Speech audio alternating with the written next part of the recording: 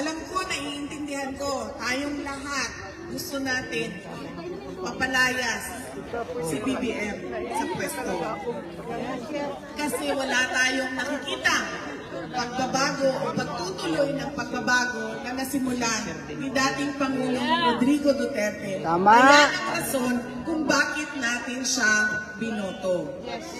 Pero ma'am, kahit man mapalayas natin ang adik na presidente natin, hindi natin mapapabalik si dating Pangulong Rodrigo Duterte. So, dalawang bagay po yun, ma'am. Kailangan natin mapadismiss ang kaso ni Pangulong Duterte at mapabalik siya sa Pilipinas. At iba po yung bagay na meron tayong galit at meron tayong kagustuhan na palayasin o patalsikin ang ating presidente ngayon. Tama!